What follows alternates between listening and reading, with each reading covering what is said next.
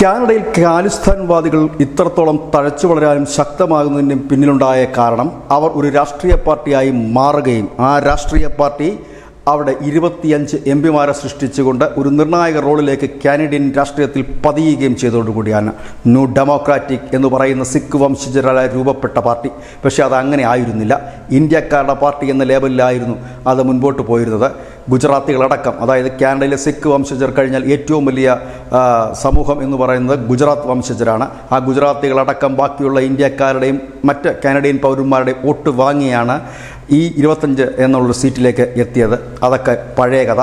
Vote നേടി അധികാരം കൈപ്പിടിയിൽ ഒതുക്കിയതിനു ശേഷം ഈ ന്യൂ ഡെമോക്രാറ്റിക് പാർട്ടിയുടെ നേതാവും അതിൻ്റെ അനുയായികളും വളർത്തിയെടുത്തത് ഖാലിസ്ഥാനികളെയായിരുന്നു, ഇന്ത്യ വിരുദ്ധരെയായിരുന്നു. അനവധി ക്ഷേത്രങ്ങൾക്ക് നേരെ ആക്രമണമുണ്ടായി.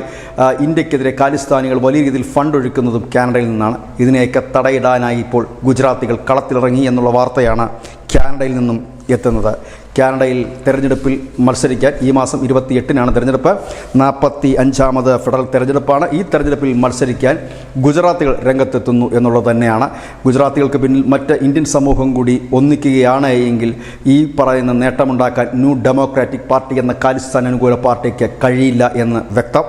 ഏതായാലും Toronto, Montreal, Ottawa, Calgary, Vancouver എന്നിവിടങ്ങളിലൊക്കെ ശക്തമായ സാന്നിധ്യം ഈ ഗുജറാത്തി വംശജർക്കുണ്ട്. ഏതായാലും അതിൽ മത്സരിക്കുന്ന പ്രധാനപ്പെട്ട 4 ഗുജറാത്ത് വംശജർ ജയേഷ് ബ്രഹ്മഭട്ട്, സുഞ്ജീവ് റാവൽ, അശോക് പട്ടേൽ, മനീഷ് പട്ടേൽ എന്നിവരാണ്. ഇവർക്ക് യഥാക്രമം പീപ്പിൾസ് പാർട്ടിയും ലിബറൽ പാർട്ടി ഓഫ് കാനഡയും കൺസർവേറ്റീവ് പാർട്ടിയും ഒക്കെയാണ് ഇവർക്ക് സീറ്റ് നൽകിയിരിക്കുന്നത്. ചിലരൊക്കെ സ്വതന്ത്രന്മാരായി മത്സരിക്കുന്നു. മുൻപ് അങ്ങനെ ആയിരുന്നില്ല അവസ്ഥ. ഈ പറയുന്ന ന്യൂ ഡെമോക്രാറ്റിക് പാർട്ടിയുടെ പശ്ചാത്തലത്തിൽ സിഖുകാരടക്കമുള്ളവർ മത്സരിക്കുകയും എല്ലാ ഇന്ത്യക്കാരും അവരെ പിന്തുണയ്ക്കുകയും കനേഡിയൻ വോട്ട് കൂടി നേടുമ്പോഴാണ് അവർ വലിയ വിജയം നേടിയത്.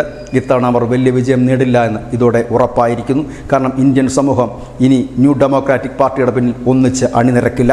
അതിൻ്റെ ഏറ്റവും പ്രകടമായ തെളിവാണ് കാനഡയിലെ പ്രമുഖമായ പാർട്ടികൾ തന്നെ ഗുജറാത്തികൾക്ക് സീറ്റ് നൽകിയതും. പുതിയൊരു യുഗം കാനഡയിൽ പിറക്കട്ടെ. News desk news India Malayalam.